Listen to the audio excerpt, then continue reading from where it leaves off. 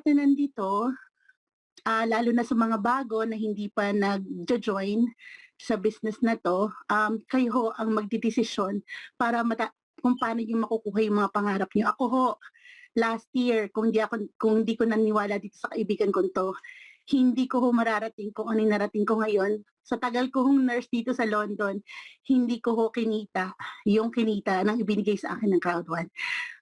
Kaya po ako nagpapasalamat. Gaya ho ng sinabi ni Paul na naniwala din ako sa parents ko. Sinabi sa akin, mag-aral ka mabuti, para makahanap ka ng magandang trabaho, para makaipon ka, which hindi nangyari ho sa akin. Kaya ho, ito na ho opportunity na pwedeng magpabago ng buhay natin. Maniwala lang po tayo sa company at sa sa sarili natin na kaya natin 'tong gawin. Dito sa Crowd One, marami na ho ang nakarating, at nakuha na yung mga pangarap nila at nag-e-enjoy na ng abundance na bigay ng Crowd One. Obviously po ito, hindi naman ito uupo lang tayo tas di tayo gagalaw. Dito ho, the more na kung gaano ho kayo kasipag, ganun din kasipag si Crowd One para ibigay sa inyo yung gusto nyong marating. To introduce to you our very honored guest, I would like to give you back the floor, Sir Paul. Thank you. Okay, thank you. Hinahanap ko yung pangalan niya eh. Ano bang login Ma'am ID? Arlene, teka.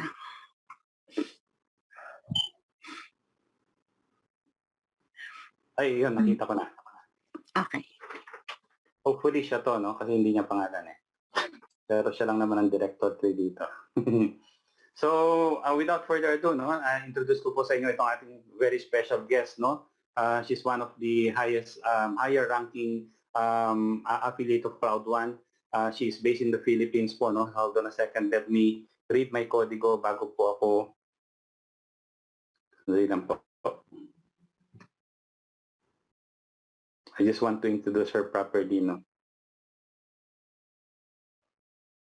Okay, so gusto po namin ma-inspire kayo, no? Araw-araw naman po ginagawa natin ito upang magkaroon po kayo ng tamang information, no? Kasi importante po in order to become successful financially, tamang information po yung ma-receive natin, no? Hindi po natin malalaman yung tamang information sa bahay by asking your neighbor, by asking your friends, by asking your partner in life na hindi naman po nakinig sa webinar, no? Mas maganda po mapakinggan po natin from the people who are doing the business successfully. Sila po yung magtuturo sa atin kung ano ba yung dapat natin gawin para marating po natin yung narating nila, no?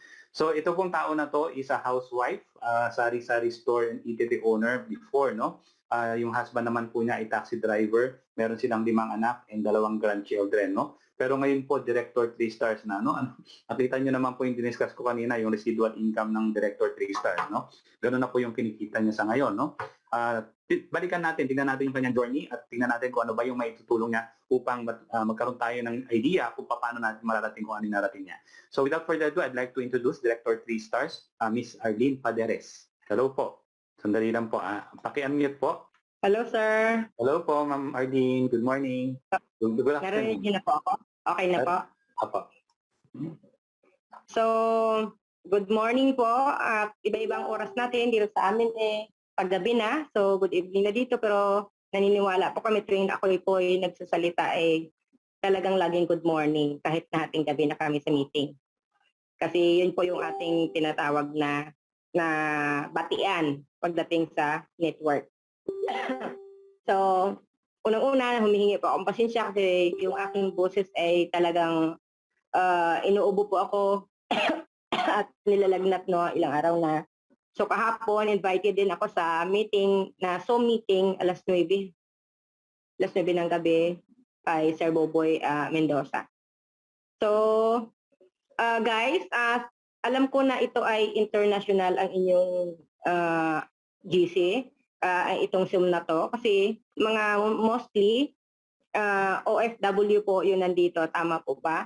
So ngayon, magpapakilala ako sa mga hindi pa nakakakilala sa akin. Ako po pala ay si Arlene Paderes Benlero. So Benlero is my family name sa ngayon as Mrs. But yung FB ko kasi is Arlene Paderes lang talaga. So hindi po madali yung aking naging journey dito kay Crowd One. So, wala pong nagtagumpay dito as far as I'm concerned na hindi po talaga, lalo na yung sa mga katulad natin na mahihirap o katulad ko, 'di ba, na talagang grabe yung pinagdaanan bago ko po naabot yung director position. So, ang kasama ko lang dito is si God, prayer, kasi feeling ko o wala na akong ibang kasama or katuwang or what is that? Parang iniwanan ka ng lahat. Wala kang kaibigan, wala kang kamag-anak kapag nakikita ka ng tao na ikaw ay sad-sad or down na down. So ano bang gagawin natin para mabalik yung ating dignidad? Kasi bago ko na-meet si Crowd One, ako po ay isang housewife pero ayokong maging pabigat sa aking mister. So ako'y gumagawa ng paraan para ako din ay kumita kahit sa bahay lang. So nagtayo po ako ng isang sari-sari store at saka the same time eatery or canteen. Kasi yung bahay namin ay malapit sa eskwelahan, yung AMA, STI, at saka yung ano ba to? UE, University of the East. So ibig sabihin buhos yung mga tao. So yun yung aking for 4 years, yun yung aking ginagawa. Tapos, si Mr. naman, taxi driver. So, happen si Mr. nakakilala ng isang tao na parang maganda daw yung business ng parang mayroon kang rent-a-car business. Kasi sa ulado naman niya, excuse me. Sa ulado na niya yung pasikot-sikot dito sa Metro Manila, kahit Mindanao at sa Visayas area. So, sinabi niya sa akin, so nangutang ako sa kasa, naghanap ako ng mauutangan. So inutang ko yung pang down, lakas loob lang ang puhunan. Tapos, yun, nag-start na siya business na rent a car sa from taxi driver. So doon nag-start yung aming struggle. Nung time na si Mr. ay nakapag nag-rent sa kanya ay yung mga shoplifter, yung nakikita niyong nangunguha ng mga nang walang paalam sa mall, di ba? Yung mga magnanakaw sa mall. So, nakapag-rent sa kanya yung ganong klaseng tao. So, siya ay dinala sa May Mindoro area.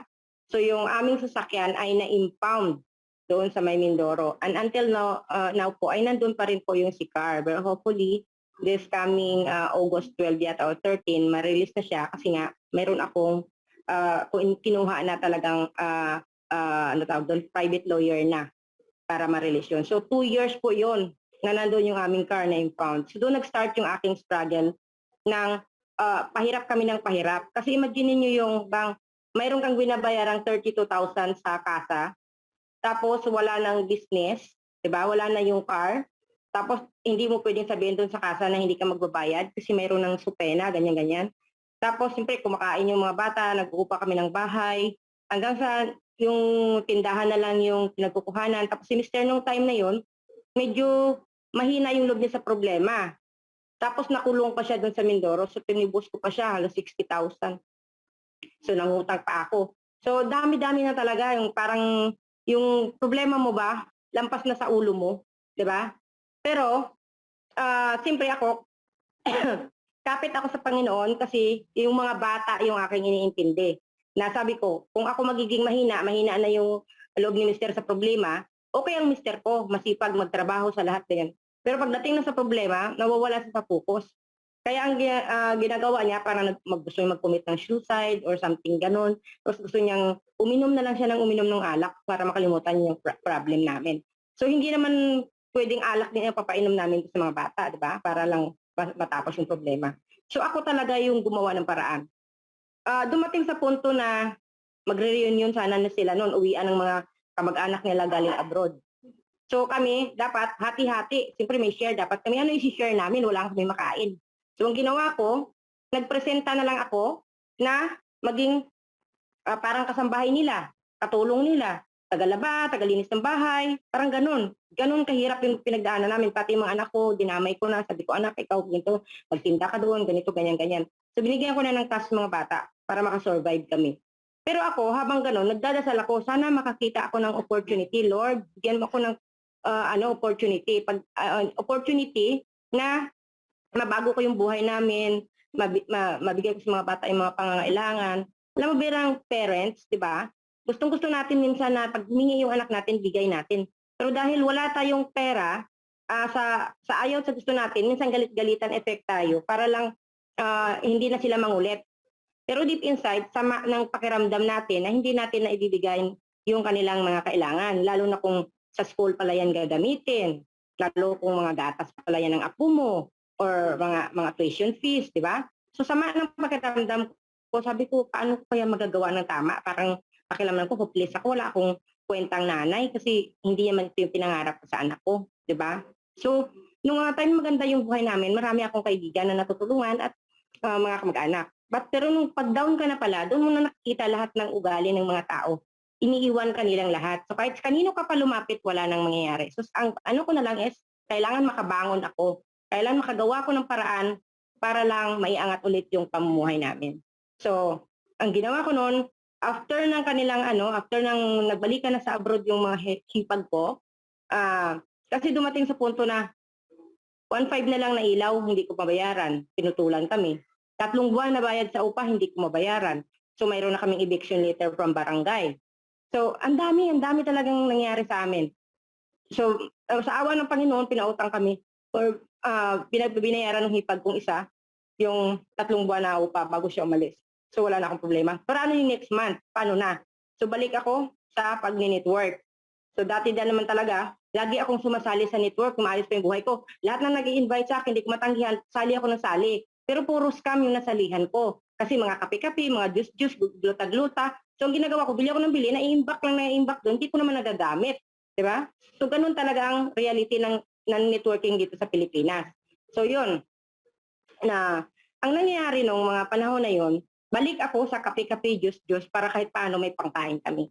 So masipag naman ako, so naka-invite ako ng maraming tao, so nag-stakis ako, ganyan-ganyan. Okay naman kita namin. Pero same, hindi ako makapagbayad ng utang. Hanggang doon lang yung pangkain lang talaga. So isang pastor ang biglang sa akin, tumawag. Tapos sinabi niya, sis, mayroong magandang opportunity. Pangalan niya, Crowd One. Sabi ko, ano yun? Sabi niya, basta maganda, euro ang kitaan. Tapos sabi niya, alam mo bang in 3 weeks lang, kumita si Nora ng 35,000. Sabi ko, mukhang opportunity nga, 35,000 in 3 weeks. Sabi ko, ano bang ginawa? Sabi niya, iwan ko. Pero sabi niya, gusto mo pa-encode na kita. So ako naman, yes, ako nang yes. Okay, encode mo ako. Ganon ako kasi opportunity. Ayaw kong palampasin. Bago ko pa siya tingnan, kailangan nandun na ako kasi hindi ko makikita yung opportunity kung aayawan ko kagad na hindi ko pa na pag-aaralan. So nag-yes agad ako. So, sabi ko, bahala na. So, yung nag-invite sa akin, 2 weeks nang nakalipas, wala akong balita. Sabi ko, ano na kaya nangyari dun? So, tawag ulit ako, Pastor, ano nangyari dun sa in-invite mo sa akin at pinasok mo ako dun tapos biglang wala na? Sabi niya, ay, nakalimutan ko lang ibigay sa yung username tsaka password. Pinasa niya sa akin. Pinag-aralan ko, maganda. Alam niyo ba kung ano yung nakatawag pansin sa akin doon? Yun pong fear of loss. May kasi dati, ang nakalagay sa fear of loss, hindi po ganyan yung ating dashboard dati. Diba? Ang ganda-ganda na ng dashboard natin ngayon. Dati napakasimple lang ng dashboard. Tapos pag kinlik mo yung fear of loss, makikita mo doon yung nakalagay na pag nagkuha ka ng 4 na tao, ay kikita ka ng 3,000 euro. So Diyos ko, parang, ay, nagliwanag yung mundo ko. Sabi ko, 3,000 euro, divide agad ako sa piso. Ang laki-laki, sabi ko gano'n, naku, mukhang opportunity nga to. So nataranta ako, sabi ko, ano kaya gagawin ko? Sabi ko gano'n, para makuha ko tong 3,000 euro kasi 4 lang naman tao, kayang-kaya kong gawin yon. So na, tinawagan ko ulit yung pastor. Ni-refer niya naman ako doon sa apply namin, si Ma'am Nora. So, sabi niya, sis, kausapin mo yan, hindi ko alam explain. Sabi niya, wala akong alam talaga dyan. Ako, patay tayo nito. So ako, dahil porsigido ako, malaman yung business, tawag ako kay Ma'am Nora. Sis, sabi ko, paano ba to, ma'am? Yung ganito, ganyan, ganyan. Yung fear of loss, yung binary, yung ganyan. Paki-explain, paano ko gagawin? Naku sis, busy ako. Sabi niya, kasi nasa presentation ako dito sa Pangasinan at saka mayroon pa akong La Union. Kung gusto mo talaga, pumunta ka ng Baguio. Sabi sa akin, from Manila, punta akong Baguio para lang pakinggan yun. Imagine niyo guys, pero ginrab ko talaga yung opportunity na yun. Kasi, hindi ako katulad ng iba na pinapunta mo lang sa kabilang bayan, ayaw na. Kasi ako, sabi ko, naghahanap ako ng opportunity, ng oportunidad, paano mabago yung buhay ko. Malay mo ito na yon, di ba? So, ang tanong ko lang, Ma'am Nora, pwede ba ako magdala ng mga kaibigan? Kasi may nakikita ako doon na 4 pair of loss. Sabi niya, sige sis, mas maganda. So, rent agad ako ng sasakyan. Hanap ako ng mautangan, rent ako papunta doon sa Baguio. Dumating kami doon hating gabi. Na-amaze ako kasi pinakita ni Ma'am yung kanyang dashboard na sa 800 euro yung kanyang income. Imagine, natulog lang kami, pagising namin, yung income ni Ma'am Nora ay umabot ng 1,600. Tapos sabi niya, yes. Sabi ko, patay, ano kaya yun? Sabi ko gano'n. Kasi hindi ko naman naiintindihan eh. Binuksan yung laptop, di ba? Tapos yes. Mukhang may magandang nangyari. So, sabi niya, total, nag-effort kayo, nagpunta pa kayo dito, talagang kailangan nyo, tapos mga leaders naman kayong lahat. Sabi niya, at ako ay kumita agad ngayon, sabi niya, ng 1,600 euro. So sabi niya, yung mga leaders na yan, kasi si ma'am ganun siya eh. Talagang pag alam niya na oportunidad at saka sigurado siya sa tao na tatrabahuhin, pinasok niya yung mga invite ko. So ako naman, tuwang-tuwa. Sabi ko, naku, makukuha ko na yung 3,000 euro. So hindi ko naman naintindihan na within 14 days lang yon. Eh nung umakyat kaming Baguio, ang pang 15 days na. So lost agad yung 14 days ko. Hindi ako nakahabol sa fear of loss. Kahit dun sa white package man na 6,000. Kasi nga, in-explain niya na kailangan pala yung 3,000 euro is nandun sa titanium package. So white package lang lahat yung mga na-invite ko. So dapat 6,100, balis, one codes lang na white. Dapat ang makukuha ko. So wala. Nalungkot ako. Sabi ko, paano kaya to? Tapos nagsulat ulit siya, binary. Nagkaroon ulit ako ng pag-asa. Sabi ko, binary pa pala. So ito na, magkakaroon ako dito ng pag-asa. So yun. Tapos yung matching bonus. So maganda. So sabi ko ganun, kami gigil na. Gigil na doon. Tapos kinabuka, maya-maya, sabi ni Ma'am Nora, kain tayo sa isang hotel. So kain kami. Tapos uwi na kami ng Maynila.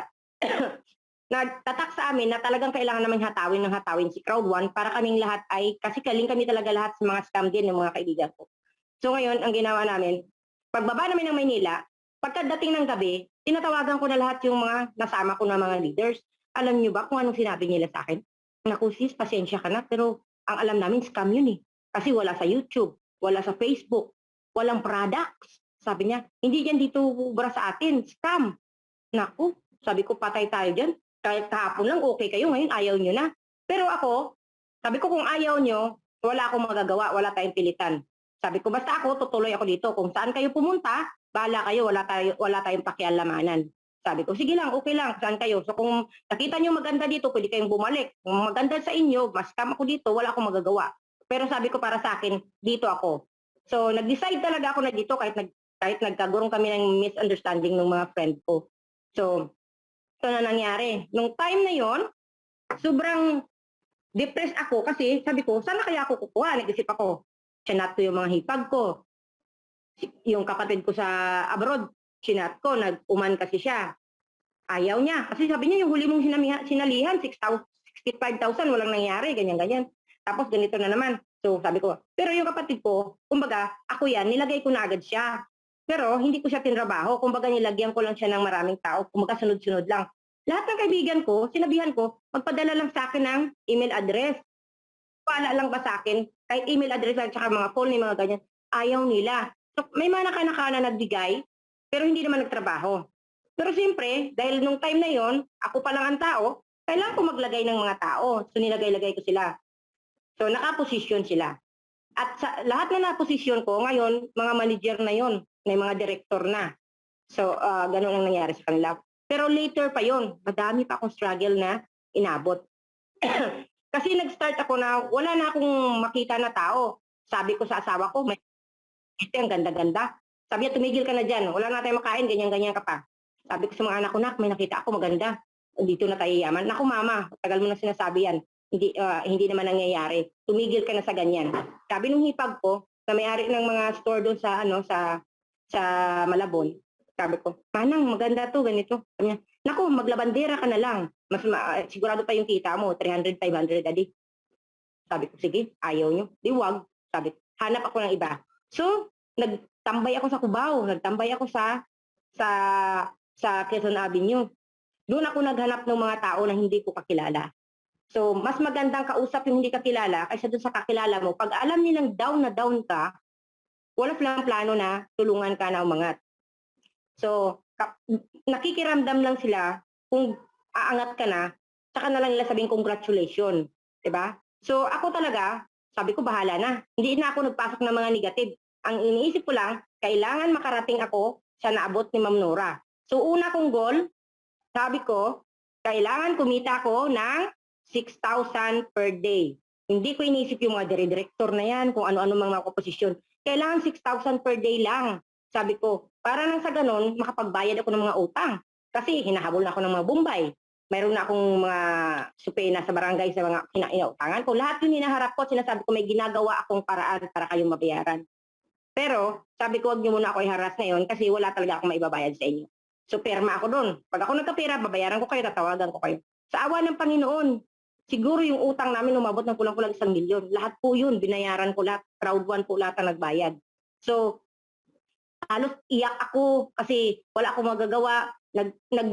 Yung asawa ko talagang grabe yung galit sa akin. Hindi niya ako pinapayagan na mag-crowd one, pero crowd one pa rin ako. Pag umalis ako ng bahay, nakakauwi ako alas 12, alauna. Akala ng mister ko nang lalaki ako. Kasi kahit paano meron akong nabibigay na pagkain. Di ba? Sabi niya, mayroon pa bang kita ngayon na ganito ka mayroon pa bang opisina ngayon na bukas ganitong oras na? Sabi niya, saan ka nang galing sa lalaki mo? Sino bigay sin pera? Ganyan-ganyan. Naku, pinapapasok ko dito, labas kabilang tenga. Sabi ko, bahala na. Tapos nagwawala si mister. So away kami, minsan nagkakaroon pa talaga kami ng fighting na ibang klase. So, kasi galit siya sa akin. Ako tuloy pa rin. Kinabukasan, kahit nagrambulan kami sa bahay, bukas alis na naman ulit ako niyan. Kasi sabi ko, walang makakapigil sa akin. Whatever it takes, gagawin ko to. Ito na lang yung yung bang alam mo na, ikaw lang yung nakakita ng direksyon na tama, tapos sila lahat mali. Eh wala akong pakialam, hindi nyo nakita. Ako nakita ako malinaw bahala kayo sa buhay nyo dyan. Ganun ako. So pag ako kasi, Agosto ako. Kaya kung ano yung gusto ko, susundin ko. Ganun. So basta sa isip ko, wala akong ginawang masama. Wala akong ginagawang masama sa asawa ko, sa pamilya ko. Ako'y gumagawa lang ng paraan para ako ay makaahon. Diba? Ako'y sawang-sawa na talaga sa hirap.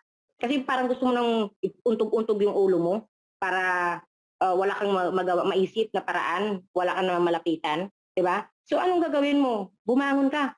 1% na lang, yung parang mamamatay ka na, yun na lang ang natitira sa'yo. Pero yung 1% na yun, diba? Nagawa ko siyang 1,000%. Kasi ang aking negative ay tinorn ko into positive side. Yung iba, kapag may problema sa bahay, nag-away ng asawa, mga anak, wala ng walang makain, ganyan-ganyan, dinaalis ng bahay. Kasi may problema ako walang pamasahe, walang ganito, wala ganyan. Hindi po maganda sa business yung ganyan. Talagang dito talaga, true to life story, inabot ko talaga yan. Kahit wala akong kain, kahit na nag-away kami, alis pa rin ako. Maghahanap ako kasi ng opportunity. Ganun ako. So yun, alis ako. Dumating sa punto na dumating na yung mga tao dito sa Pilipinas na galing ng ibang bansa. Si Sir Renz at saka si Sir Eddie. So yung pangako ko kay Ma'am Nora na after 2 weeks makakabuo ako ng tao, wala akong ipipresentar na tao. Pero sabi ko, Diyos ko, gabayan mo ko, kailangan may tao ako maiharap sa kanila. Saan kaya ako kuha ng tao? Ako lang inaasahan nila dito sa Manila na magdadala ng tao. So yun yung sa pagtatambay ko doon sa Cubao, kinukuha ko yung mga pangalan nila, wala akong kasiguraduhan kung talagang sila ay pupunta. Pero siyempre nagpapadala ako ng message na, mayroon tayong meeting sa ganito, Nobu Hotel, ganyan-ganyan, darating yung Amerikano, yung foreigner, sabi ko ganyan-ganyan. So buffet naman yung kakainin natin, libre lang po yun, ganyan. Sa Cubao pala, uso pala doon yung eat workers. Yung kapag inimbita mo ng kainan, maraming dumadating. Pero pag inimbita mo ng business, hindi na dating.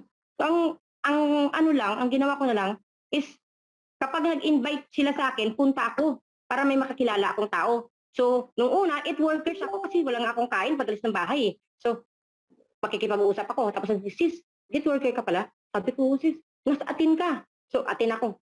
Tapos, siyempre, kwentuhan kami. Kunin ko number niya. Ganyan-ganyan. So, doon ako nag-start. So, nung pagdating nandito na sila, sir, araw na yon, umaga na yon, pinagsisendan ko sila ng invitation para mamayang dinner.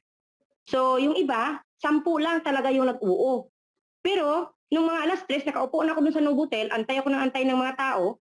At alas 3 ng hapon, si Ma'am Nora, dumating na si Sir Eddie dun sa Novo. Tinatanungan nila kung nasaan yung mga tao kasi mag-start kami ng mga 6 o'clock. Sabi ko, ma'am, pupunta sila pero mga 10 lang. Hindi na tayo kukuha ng ng venue kasi kung mga 10 lang, dito na lang tayo sa lobby ng hotel. Sabi ko, "Oh." Tapos iniisip ko talaga, sabi ko, sana dumating sila, Lord, padatingin mo sila, ganyan-ganyan. Pero sabi ko talaga sa inyo, yung prayer talaga ay napakabisa. Imagine mo ba naman na yung 10 ko, halos 50 na nung pagdating ng alas 6. Kasi nag-invite sila na nag-invite na nag-invite. So maya-maya, nagdadagdag yung invite. Sabi sa akin, "Oh ma'am, may dala ako 5."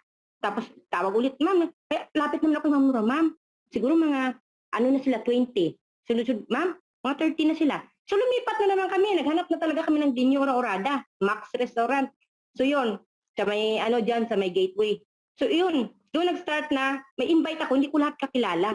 Yung mga invite ko parang nagsanga-sanga ng hindi ko naman sila kakilala talaga. At sabi ko, hindi naman ako marunong magpaliwanag kasi wala akong kaalam-alam kasi nag-start pa lang ako. So ang nagpaliwanag doon si Ma'am Nora, Sir Jams, si Sir AD, si Sir Renz. So mga foreigner. So tuwang-tuwa sila. Tapos nakakain pa sila ng busog na busog sila. Yung iba gusto pang mag-take out. So yun, sabi kong ganon, ito na yun, ito na yung hinahanap ko. Sabi ko mayroon ako mga tao. So yun, inaalagaan ko, iniisip ko positive lahat ng mga tao na yan. So lahat ng mga tao, nag-unahan silang magbigay sa akin ng mga email, nag-unahan silang magbigay na kasi in-explain nga doon ako, ikaw mauna, yung mga susunod, di ba, sa'yo na, di ba, ganon. So mapupunta sa ilalim mo. So nag-unahan sila ng bigay. So ako naman kinagabihan, busy ako, encode. Di ba? Kasi 9 days lang, may expired yung encoding. So dami kong encode, marami. So, yung time na yun, September 7, yun yung ating soft launch dito sa Crowd 1 sa may SM Aura. So doon simula na dumating yung mga galing ng Africa, dumating yung mga management ng Crowd 1, tapos doon sa SM Aura, maraming tao na dumating ng mga members sa iba't ibang yan si Sir Ronnie Barrien, na yan, nandun na nakita ko na yun. So, ang ginagawa ko lang, dahil wala pa akong tinatawag na nihura, pagkatapos ng meeting doon sa SM Aura, alive na alive yung mga tao ko. Ang ginawa ko lang, lumapit ako sa mga tao na mayroon nang ipapakita na kita. Tinatanong ko, ano mo, manager, o pa-picture tayo, selfie. Director, pa-selfie tayo, sila Sir Smile, sila kung sino-sino dyan, mga ibang bansa. Hinahabol ko para lang makapag-selfie. Doon ako nag-start na one-on-one talk. So, halimbawa, punta ako dito, angkas ako papunta doon sa kabilang area, angkas na naman ako papunta sa kabilang area. Minsan nagpipresent ako na basang-basa ng ulan. Kasi, siyempre, nakaangkas ka, motor yun wala namang cover. So, basa ka ng ulan, di ba? So, kailangan mo talagang pagdaanan yung lahat ng yun para maging successful ka dito kay Crowd 1. So, yung negative, dapat wala po siyang, wala siyang puwang sa ating business na ganito. Kapag negative people, huwag kang magtiyaga kasi mahihila ka niya. Pumunta ka dun sa mga tao talaga na super positive yung kanilang mindset. Di ba? Kasi kung puro positive yung people na kausap mo, magiging positive ka. Pag puro negative ang sinamahan mo, ikaw yung mahihila sa kanegatiban nila. So kailangan, sa positive ka talaga tumingin na side ng business mo. Kasi, na-train kami ni Sir Renz dati na when you do Crowd 1 or kapag sumali ka sa Crowd 1, you launch your business, di ba? So, business ka? Siyempre, alagaan mo. Hands-on ka dapat. Di ba gagawin mo ang lahat para magtagumpay yung business mo? So, yun ang iniisip ko. Business ko to. Kailangan sarili kong business to. Hindi to business ng isang tao lang. So, kailangan business ko, gagawin ko ang lahat, whatever it takes, para maging matagumpay ako sa business ko. So, yun. Siguro mga 2 months, September 7. From September 7, December, Manager 1 agad ako. So, gumanda na agad bigla yung buhay namin kasi nakakapaghanda na kami ng December. Yung mga downline ko, pinapupunta ko ng bahay. Tapos nagkaroon pa yun ang unang-unang nagkaroon ng promo. So, doon pa lang, parang bumabaha na yung pera. Yung every time na, kasi uso noon, codes ang ginagamit natin, hindi yung bitcoins. So, every time na may i-encode, mayroon naman ang account balance mo, di ba? Ikaw ay may pera agad talaga kapag may codes ka.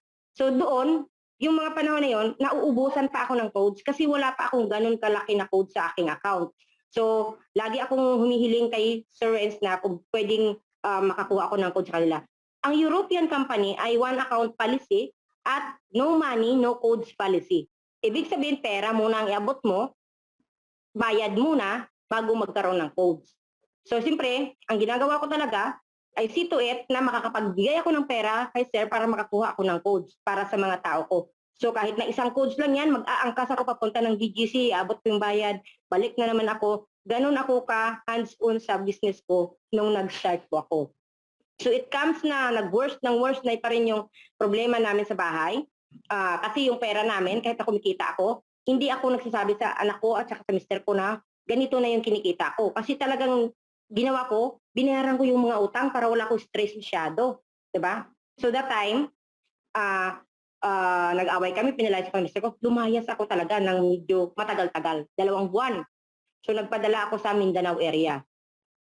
Now, siguro last January yun, bumalik ako, saglit lang, pero hindi na ako nagpakita sa bahay.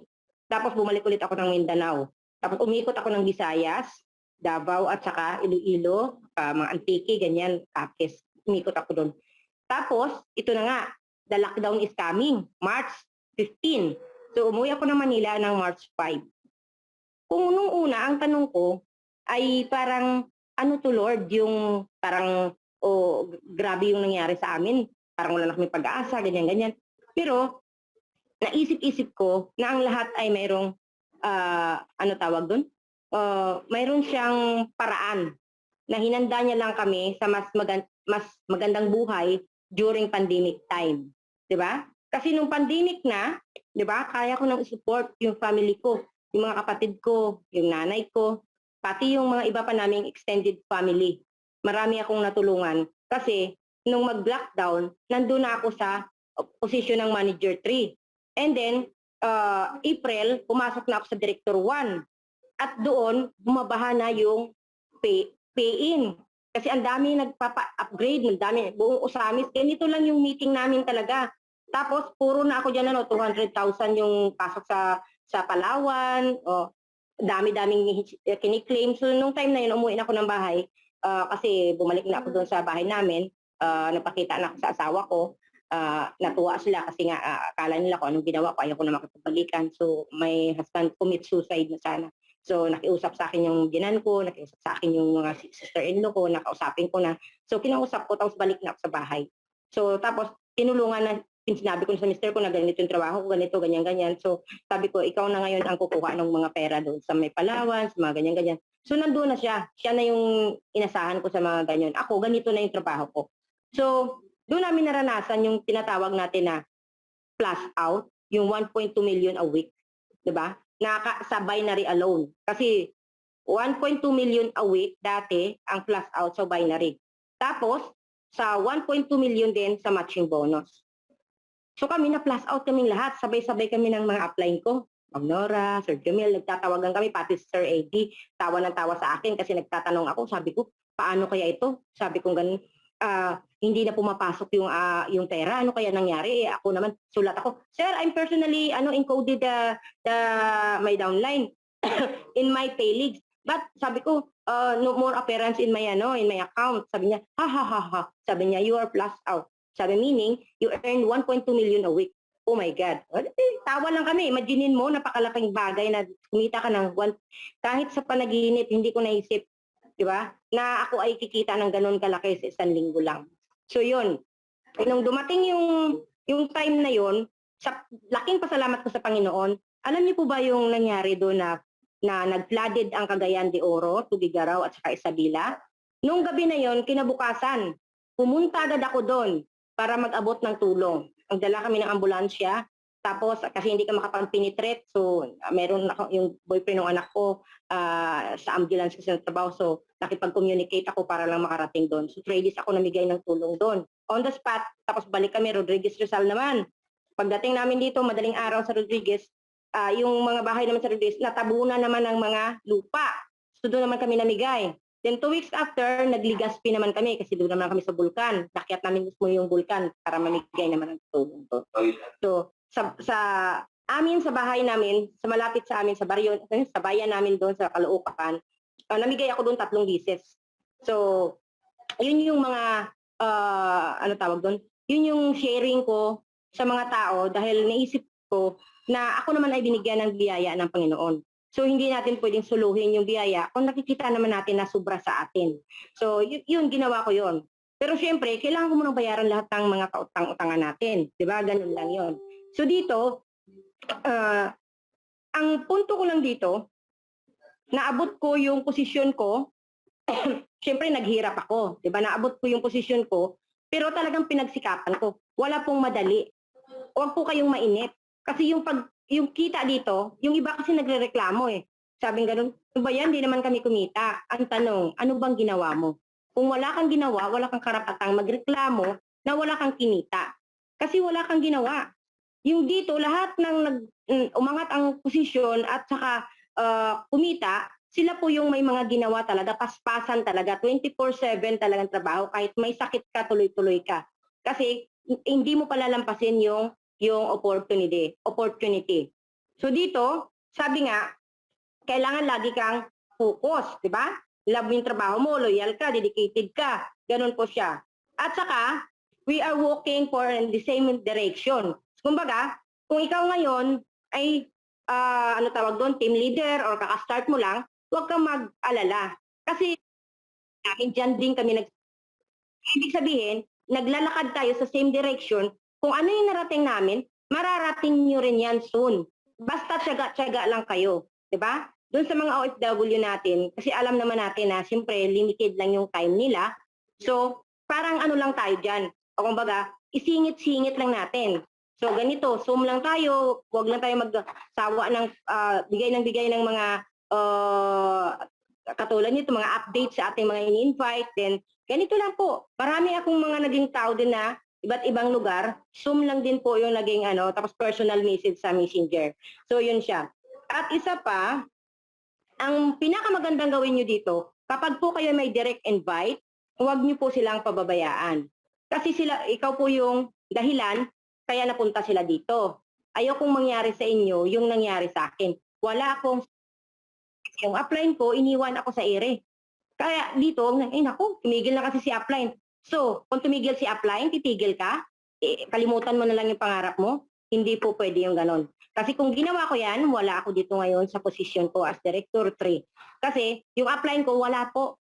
Napako na doon sa coordinator. Kaya dito huwag mo isipin na nauna siya, yayaman siya. No. Kapag ikaw ay nauna dito at natulog ka, hindi ka yayaman. Tulog din yung account mo. Ganyan po siya. Kaya dito kay Crowd1 is fair kayo, fair. Kung ikaw magtatrabaho, ikaw yayaman kasi ikaw nagtrabaho. Kung ayaw ni upline, gawin mo yung obligasyon mo kasi ikaw may pangarap ka. So yun ang ginawa ko. Sabi ni upline sa akin, naku, scam yan. Ayoko na dyan, may bago. Sabi ko, o sige, bahala ka na dun. Sa bago mo, dito na ako. So tuloy-tuloy ako. Pero dahil si Crowd1 ay nagbibigay talaga ng aumento or thank you sa ating mga upline, kumikita ngayon si upline sa akin ng 10% sa matching bonus up to 5th level. So ilan ang director din sa level ko? Diba? May director to ako, ilan? Director 1 ko, ilan na? Ilang managers ko, ilang mga coordinator. So up to 5th level, kumikita siya, hayahayang buhay niya kahit hindi niya ginagawa si Crowd1. So malay nyo, kahit yung upline nyo nawala, maka-invite naman kayo ng iba na mayroon palang masisipag sa ilalim ninyo, ay siguradong may kita din po talaga kayo. Katulad ng sinabi kanina ni Sir, di ba, ni Sir Paul, sa kanyang sinabi na, yung matching bonus po, at mamaya may updates ako sa inyo regarding sa matching bonus. Mas maganda siya. So, ngayon, ang pinakamagandang gawin natin is focus lang talaga tayo kung ano to at saka sundan natin yung ating mga uplines, kung ano yung mga ginagawa niya. At please, huwag kayong makikinig sa mga tao walang narating. Kasi sabi nga nila, wala naman din silang maituturo sa inyong magaling kasi nga sila ay hindi nagiging patagumpay. So ang tingnan nyo po ay yung mga taong mas maganda na po yung narating dito kay Crowd1. Kasi ibig sabihin, may napatunayan nila na okay talaga. Kung nakausap nyo si Senyora Maria, si Ronnie, kwento ni Ma'am Nora, di ba? At iba pa, Diyos ko, mas malala din yung mga nangyari. Lahat po tayo na nagsimula sa walang-wala, dito po may pag-asa po tayo na mabago ang buhay. At isa pa, yung sinabi ni Sir Paul kanina regarding sa kahit wala ka nang ginagawa, kapag okay ka na, stable ka na dito, at nag-aantay ka na lang ng biyaya. Katulad sa akin, as Director 3-star, ngayon, mayroon akong residual or tinatawag ko siya na pension every month na almost 150,000. So, hindi naman ako engineer, hindi naman ako kapitan ng barko. Pero kumikita ako ng ganon. Guaranteed. Hanggang na dun sa pagtanda natin, mayroon na tayo. Hindi na di-demote. At kunti na lang pupunta na ako sa president. So, magkano na sa president 1? 300,000. Diba? So, kapag nagkataon yun, kumbaga, stable na yung aking kikita. Yung bang pag naging senior ka na, di ba? Yung hindi mo na kayang magtrabaho, mayroon ka nang inaasahan na hindi ka na pabigat sa mga anak mo, sa mga apo mo, kasi may sarili ka ng pera. Kahit matanda ka na, may dignidad ka pa. Di ba? May dignidad ka kasi hindi ka nagiging pabigat. Dito, ay proud na marami akong senior na natulungan. Kasi una, yung mga nakausap ko na unang nag-join sa akin is mga senior. So may director na akong senior, manager ko mga senior. So masigasig sila. Kaya sa mga senior, 'di ba? Huwag po kayong wag po kayong mag-alala na hindi niyo na kayang gawin. Kaya niyo gawin kasi mas malawak yung inyong connection kahit na kayo po ay may mga edad na. And then sa mga OFW, mangarap po kayo na mag-for good. Itong may kwento ako sa inyo about my sister na ayaw nga sumali. Pero siyempre dahil sister ko siya, nailagay ko siya agad, nalagyan ko siya ng account. Pero hindi ko tinrabaho both sides kasi bawal sa akin yan. Ang ginagawa ko lang, ilalagay lang kita, ililinya lang kita dyan, para pag nagkaroon ka ng, nagkaroon ka na ng isip na gagawin, isa na lang gagawin mo na leagues, kabilang side na lang. Kasi nandyan ka na. So, dugtong lang ako ng dugtong para lahat ng leaders ko, nagkaroon sila ng mga power league. So, ibig sabihin, pag winwork out nila yung kabilang side, mabilis na yung pag-akyat nila. Diba? Ng position.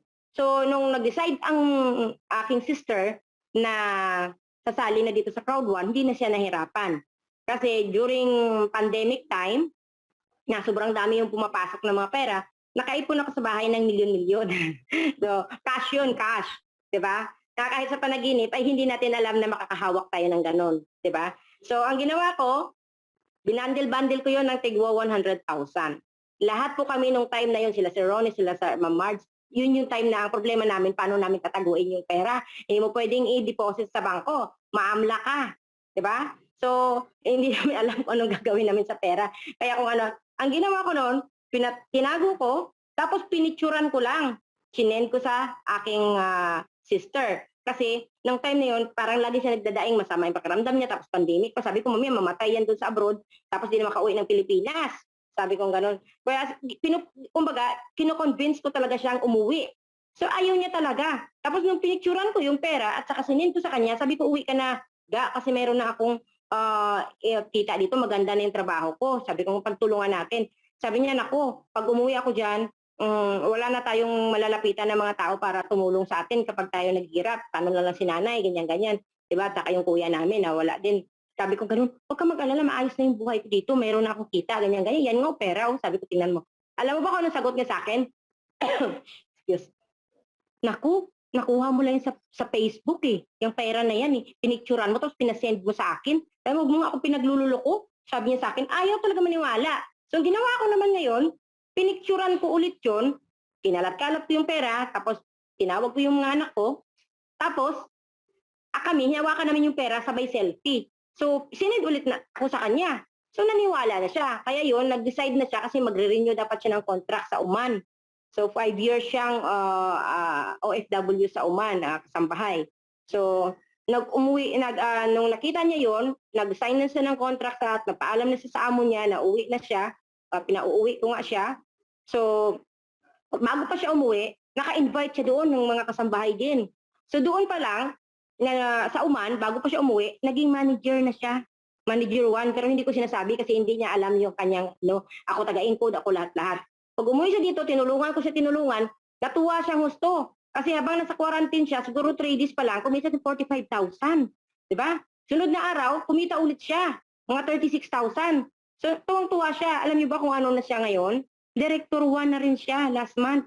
Imaginin niyo yan. So, yung kinikita niya doon sa kanyang amo, ngayon, pension niya na lang dito kay Crowd 1 every month. Diba? So, hindi niya itong maaabot kung, kumbaga, kung hindi siya nag-Crowd 1. Kasi ako, nilagay ko lang siya, pero hindi ko siya tinrabaho. Kasi sabi ko, dapat mag-work ka dito. Kasi wag nating turuan maging tamad yung tao. Nandun na tayo, tutulungan natin sila. Pero kailangan, mag-contribute sila ng tulong para sa sarili nila. Kasi, kumbaga, wag mo daw bigyan ng pagkain, kundi bigyan mo ng pamingwit para sila ay matutong mamingwit. Diba? Para tuloy-tuloy sila. Alam nila yung trabaho. Diba? So, kasi tayo hinighirap. At saka isa pa, lagi ko tong sinasabi sa mga tao na tayo po dito ay pinaghirapan natin. Hindi porket network lang tong ating trabaho, nilalang lang ng iba, kasi para ang baba natin, networker lang tayo. Huwag po kayong mag-alala doon. Ang network po ay pinaghihirapan natin, di ba? Hard money po to. Kahit sabihin mo bang dumaloy ng husto sa iyo ang grasya, pinaghirapan mo to, hindi yun mangyayari mo kung hindi mo ginawa. Di ba? So, dito, kailangan mayroon kang paglagyan ng pera mo. Di ba? Kailangan, alam mo kung paano mo i-manage yung pera para hindi ulit mawala at bumalik ka na naman sa dati. So, dito, nagpundar po ako. Naisip ko nung mga panahon na yan, bumili ako agad ng sasakyan. Diba? Tapos, yung ginawa ko lang doon yung nanay ko, kasi from the start, walang-wala talaga kami. So, hindi kami nakapapa-birthday sa mama ko. So, 75 years old siya. Naku, pinabunggahan ko talaga ng birthday yung mama ko. At saka yung anak ko na 19 years old na, hindi ako nakapagpa-birthday ng dibo kasi wala kaming pera. Pinagdibo ko during pandemic time. So, nag-upa ako ng isang hotel doon malapit sa amin. Pinagdibo ko sila. So, yun yung nangyari sa akin. Nagtaka yung mga kamag-anak ko, bakit isang buwan, parang kailan lang? Mahirap ito, halos walang makain. Walang ganyan-ganyan, ba't ngayon ganito na, bigla na lang, ganyan-ganyan. Walang, kahit mga kapitbahay ko, kasi hindi ako nakapag-invite sa kapitbahay ko. Kasi lahat sila ayaw nila, sabi pa nga sa akin, no? Sabi na pupunta doon niya. Insulto ako. Tapos sabi ko, huwag kang mag-alala. Malapit na talaga ako maging donya. Sabi ko, pag naging donya ako, huyo ka sa akin, hindi ka makakapasok sa bahay ko. Pero yung mga salita ko na yun, joke lang. Kasi nga, parang, hindi ko dinidibdib. Diba? Sabi nga ni Sir kanina, mahirap yung maging pusong mamon ka. Kasi ba, pusong mamon ka dito, talo ka. So ako, inonsulto mo ako, okay lang. Kaya siguro, nagtanim din sa utak nila, nung nakita nila, biglang yumaman si Ate Arlene, ganyan-ganyan. So, hindi sila masyado akong in-invite na kapitbahay ko kasi hindi talaga sila naniniwala sa akin. Lagi nila ako pinagchichismisan kasi ang hirap ng buhay ko yun. Lagi ako minumura ng asawa ko, lagi pinapalayas, lagi ako tumatakbo ng babasa ng ulan, lagi ako walang pera. So, lagi ako nangungutang, utangera ako, parang ganon yung aking, so, sila ay hindi believe sa akin. Kaya wala akong in-invite doon. So, ngayon, updates ako sa inyo about ano ba yung naipundar ko? Diba? Ano ba yung naipundar ko sa pagiging proud one ko? Diba? So, nakabili na ako ngayon, 2 na yung sasakyan ko na nabili, 2 din na motor. Kasi yung isang motor, yung motor na yon, sabi ng asawa ko, may bili mo na ako ng motor, hirap na ako pumunta sa Palawan, naglalakad lang ako, walang so binilang ko siya en masse, Pinas ko. So yun, hindi siya hirapan. Yung anak kong lalaki na minor de edad, na inggit, ninakawan ako ng 100,000, bumili ng sarili niyang motor. So yung naging 2 yung motor namin. Kasi alam niya kung saan ko tinatago yung pera. Tapos yung mga kaibigan niya, binilan niya ng mga bike. So galit na galit ako nung time na yun kasi nga, sabi ko bakit mo kinuha yung pera? Kasi mama, ayaw ako bilhan ng motor eh. Gusto ko talaga magka-motor. Diba? So yun, 2 yung motor ko, 2 din yung car ko. Yung isa ko, nakapagtayo ako ng business na ambulance. So ngayon, meron akong ambulance business, yung Princess Ambulance. Makikita niyo yun sa Google. Pag na-search kayo, Princess Ambulance yun. Kulay pink. Ngayon, gagawa pa ako ng isa pang ambulance. Kasi dito sa Pilipinas ngayon, laging lockdown, kailangan talaga ng kulang kasi naka-register sa DOH yung aking ambulance. Ngayon, mayroon akong 8 na kondo. At itong bahay ngayon, siguro 1 month pa lang kami dito, no, 15. Magto 2 months this coming 15. So itong bahay na to 7.5 million. So mayroon pa akong balansi dito, hindi ko pa siya nakakas. Pero at least, 'di ba? Andito na ako. Ang habol ko dito napakalaki ng parking. 4 na grandiya, kasya. Tapos kaming lahat ng pamilya, pwede kaming lahat dito. Kasi ang laki-laki niya, up and down pa. Di bali kahit medyo old house siya, saka ako nagpaparenovate, at least okay na siya. So, maraming nabago ang Proud One sa akin. Marami akong natulungan, marami akong napadirektor, nabago ang buhay nila nang dahil sa akin. Kasi napakatyaga ko pagdating sa mga ganito. Kaya tayo, kailangan maging matyaga din tayo. So sa dami na ng sinabi ko sa inyo, at saka siyempre yung oras din ninyo, bigay na muna ako ng updates. Gusto nyo ba ng updates about sa mga bagong updates sa Crowd 1? Kasi nag-meeting kami last 2 days ago, kila Sir Kenny, at saka sila Sir Management. So ngayon, yung ating binary, alam na natin yung binary natin na 1:3, di ba? Na kapag tayo po ay nag 1:3 sa binary, talagang dyan po talaga nagsisimula yung ating pagtaas ng rangko, magkaroon tayo ng mga tinatawag na mga pension natin every month, di ba? Tapos, dyan din tayo tataas na magkaroon tayo ng residual. So dito, ang maganda dito, yung atin pong matching bonus ay 1:3 na rin po siya. So, bantayan po natin, mag-a-appear po yan sa ating dashboard. Halimbawa, 120 points ang papasok, mayroon po siyang kakibat doon sa kabila pag nababanggaan, times 3 din siya.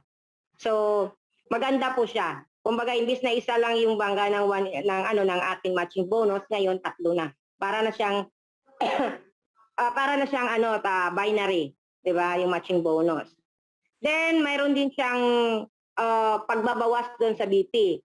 From 60 BP, ginawa na siyang 55 BP yung ating white, and then yung black, basta may adjustment doon. Babaguhin dyan sa ating, lalabasin yun.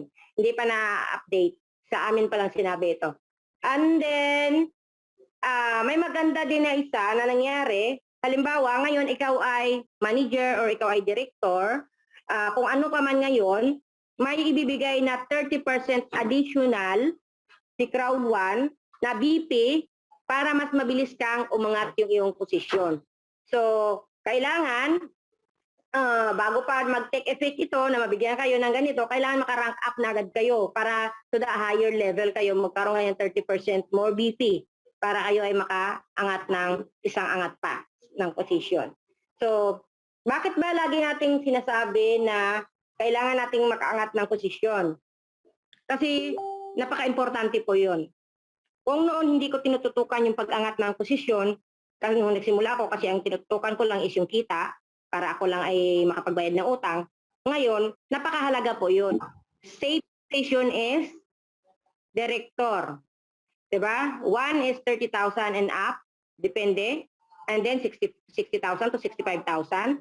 Sa ating 3, so 145 to 150,000. Yan po yung ating sa director position. And then pagdating sa president position, sa atin pong president 1, 300, president 2, 500, president 3, almost 1 million ang kanyang pension lang. So, dahil dito ay wala namang demotion, tama si Sir Paul kanina, kapag kayo po ay nakaabot na ng posisyon na yan, kasi malaki na yung points sa next position, pero wag po kayo mag-alala. Saan ba't nandun din kayo pupunta? Pupunta din kayo, wag lang kayong titigil. Kasi pag tumigil po kayo, syempre, mas lalo kayong babagal. Diba? Kaya ang gagawin nyo lang talaga is, i-disseminate nyo lahat ng mga kaalaman nyo sa mga downline. Para yung inyong mga downline naman ngayon, sisipagin. So, wag po tayong huminto sa pagtulong sa mga downline. Kailan makabuo tayo, sabi nga ni Sir Ronnie, kailangan makabuo ka ng maraming manager, makabuo ka ng maraming coordinator, makabuo ka ng maraming direktor. Kapag lahat kasi yan sila kumikita, ibig sabihin, kumikita ka rin. Kaya nga may biro si Sir Ronnie dati na kapag siya daw naglalakad sa mall, lagi siya nakasmile. Bakit daw? Ang tingin niya daw sa mga tao, 10%. Oh, 10%, 10%. Kaya lagi siya nakasmile. Ang punto dito is, always think positive. Huwag po tayong maging negative. Di ba? Para tayo po ay magtagumpay sa ating negosyo. Ganon po siya. So, hanggang dito lang siguro yung updates ko. Kaliban na lang po kung mayroon kayong mga katanungan personal sa akin. Grabe, Yes, ma'am. Powerful, inspiring testimony. No? Alam niyo po, kung napakinggan niyo po no, yung mga achievements ni Coach Jardine, isipin niyo parang nangyari yon it will take mga 10 to 20 years no bago mangyari yung mga achievement niya na nakabili ng ilang condominium, no? Pero it all happened in 2.5 years po, no? In 2.5 years na 2 years lang po, 2 years lang po, nangyari po yan sa loob lang po ng 2 years. No? Ganyan po kabilis yung sasakyan natin towards what we want in life. No? Ganyan po kabilis ang Cloud One opportunity na matulungan po tayo na marating po yung ating mga pangarap sa buhay. No? Nakita niyo po parang yung buong testimony po ni Coach Arlene has taken us on a journey, detailed journey po, no? Kung ano ba yung what it takes to be on the level that she is right now bilang Director 3 Stars. Yung mga sacrifices na ginawa niya, yung mga price that she had to pay, no? Yung kung gaano katiba yung emotions niya, that she even had to leave some very important and loved ones behind, no? Para lang matutukan po yung gusto niya na para naman po matupad yung mga pangarap niya para sa buong pamilya, no? And now she is reaping the rewards ng lahat po ng mga na ginawa niya po, no? Na hard work dito sa opportunity na to. So kung mapapantayan natin yung ginawa ni Coach Arlene, there's no reason why we cannot achieve kung ano man yung narating po niya ngayon, no? Ma'am, is it okay to entertain a few questions mula po sa mga participants kung meron po sila? Talagang Okay. I really felt the power of your testimony. So meron po bang mga questions from all of you? Pwede nyo pong unmute yung sarili nyo or pwede nyo pong i-type sa ating chat box yung questions, whatever questions you have, no? Pero very detailed po yung yung kwento po ni Coach Arlene. So I'm wondering kung meron pa ba kayong may tatanong sa kanya. Meron po bang questions? Meron pong gusto magtanong? Paul, magtanong ako. Yan, si Mr. Ed King. Hi, thank you very much, Miss Arlene. Grabe yung... Oh, sorry, Mr. King. Sandali. Dali lang. Okay. Dali lang. Yan, okay. Okay. Thank you very much, Miss Arlene. Super Yes, sir. grabe, super inspiring, no? And very powerful yung iyong story. Okay. Yung gusto ko lang malaman na sa iyong sa observation, siyempre may mga nakakasabay ka, nakikita mo mga taong talagang umakyat, no, nag-rank up, naging successful. Ano yung nakikita mo? Sa iyo kasi obvious nakikita ko yung qualities that made you very successful. Ano pa ibang napapansin mo na mga qualities o traits ng mga taong nakita mong talagang umaakyat na nagiging successful? Ang qualities lang natin na kailangan dito is kailangan talaga matibay yung trust natin sa company. At saka,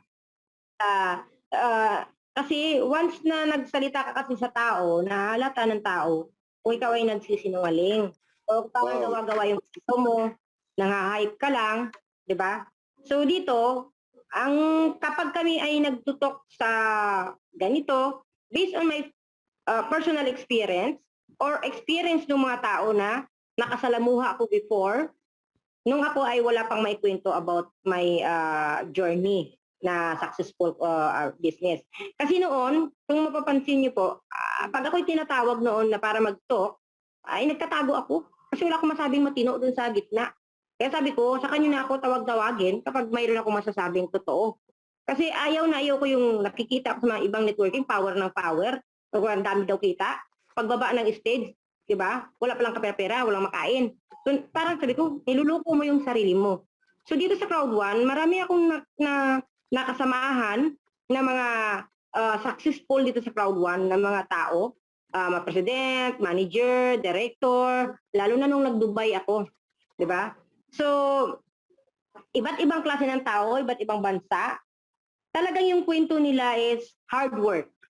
Hard work ang pinakapuhunan mo dito, and God. God first, 'di ba? So maganda yung ating yung sign na ganito kasi considered as God first, 'di ba? And number 1. So trust tayo sa company, trust the people behind the company. So yun ang pinaka-importante. Kasi kung wala kang tiwala sa mga tao nagpapatakbo nito o wala kang tiwala sa sarili mo, 'di ba? Wala kang hard work na gagamitin dito, hindi ka magtatagumpay sa Crowd One. Yun ang masasabi ko, sir. Thank you. Thank you.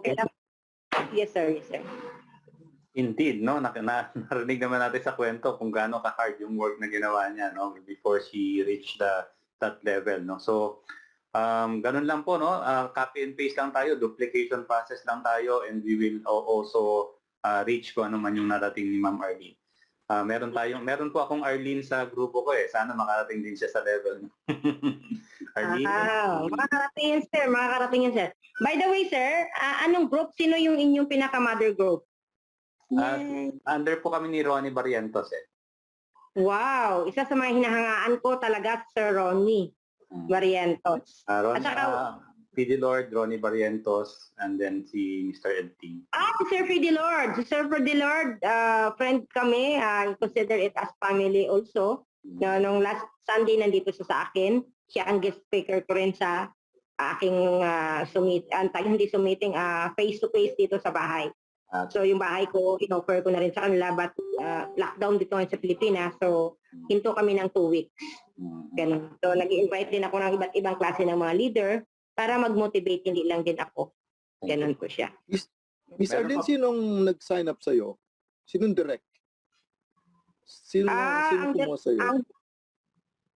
Sa totoo lang, ang nag-sign up sa akin is Pastor Edwin Narciso na taga Pampanga. But hindi na siya ngayon ready sa Crowd 1. Hindi naman siya talaga workout sa Crowd 1. So, nagtrabaho nga ako na wala akong upline na nag-guide sa akin. So siya po yung coordinator.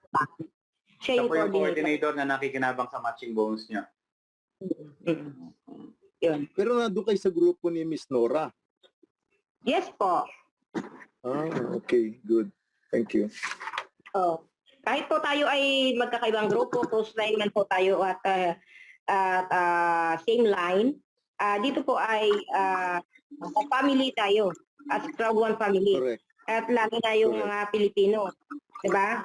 So, magkababayan tayong lahat, kailangan tayong magtulungan. At as a Crowd 1 family, lagi ko sinasabi, kasiraan ng isa, kasiraan ng lahat. Tagumpay ng isa, tagumpay ng lahat. Diba? Good. So, Thank you. ang goal namin nila kay Ronnie ay ma-dominate natin ang mga Pilipino na marami tayong maging presidente. Diba? Na kapag nagkaroon ng mga meeting sa Dubai, sobrang dami natin na mga successful. Maiba naman yung tingin ng mga tao.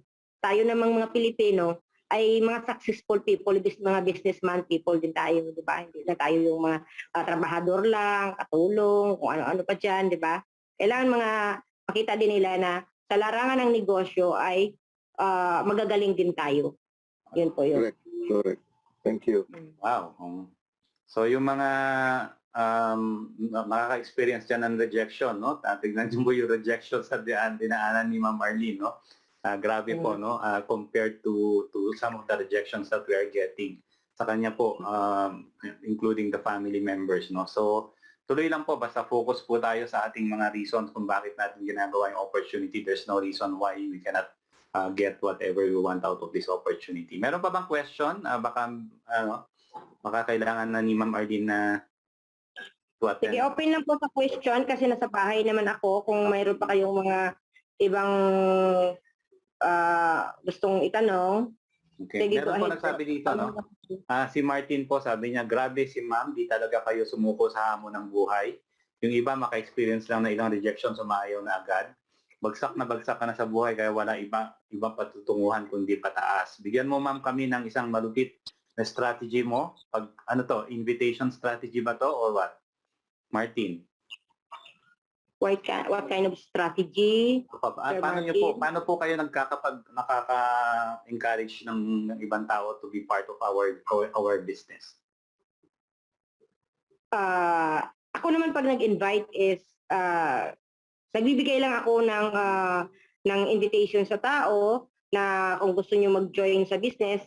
Sa start kasi mahirap. Pero ngayon, pag naabot mo na yung mataas na posisyon, hindi ka nahirapan kasi kusang loob na silang nagtatanong, pwede bang sumali sa business mo? Diba? Ganun na lang ngayon ang problema mo. Kasi i-entertain mo na lang sila. But kapag nag-start ka talaga, totoong mahirap kasi lagi kang maging handa na paka-i-reject ka nila. Diba? Pero kung i-reject ka nila, siyempre huwag kang maging negative. Sabi ko nga, kung negative yung napuntahan mong bahay, punta ka ulit dun sa kabila. Punta ka sa kabila. So dito, kapag ako nag-invite, sinasabi ko sa kanila na ito, pagtulungan natin yung negosyo. Ako nagtagumpay ako dito, ngayon ikaw, kailangan tutulungan din kita para magtagumpay ka rin. Kung mayroon kang pangarap, 'di ba? Siyempre, alamin mo ano ba yung biggest why nila. Ano ba yung mga pangangailangan ng tao, 'di ba? Ito ba hanggang saan ba ay yung pangarap mo para sa pamilya mo? Sawa ka na ba sa hirap, 'di ba? Gusto mo bang mabago yung buhay mo? Ano ba yung mga goal mo? Ano ba yung mga gusto mong marating? Gusto mo magkaroon ng sariling negosyo? Gusto mo bang pag-aralin yung mga anak mo sa mga private schools? Gusto mo makabili ng sasakyan? Gusto mo bumili ng bahay? So, anong gagawin mo? Hindi mo pwede mangarap ka ng tulog. Di ba? Samahan mo ng sipag.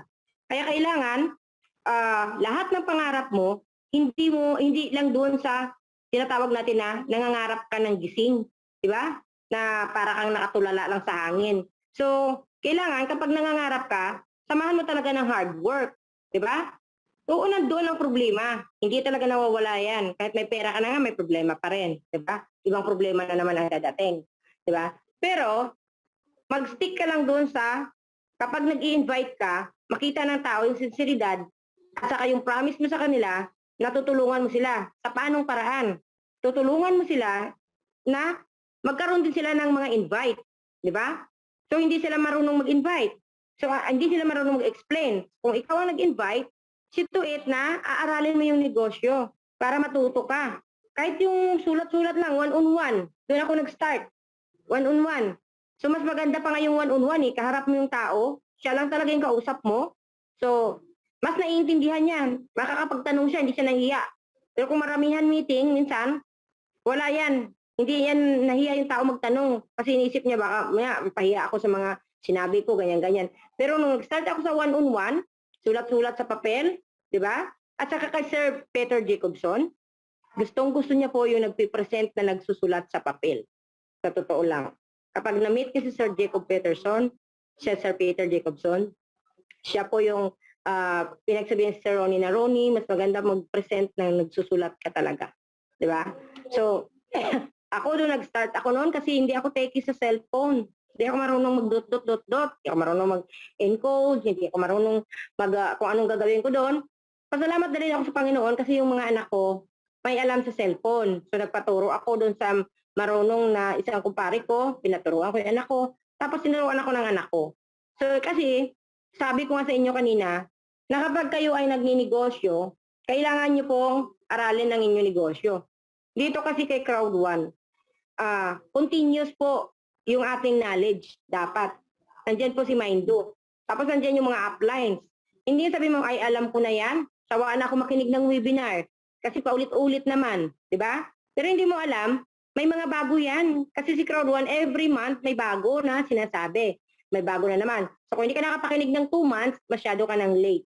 Ang mga, alam mo, yung mga luma. So hindi mo na nasusundan. So continuous talaga na pag-aaral.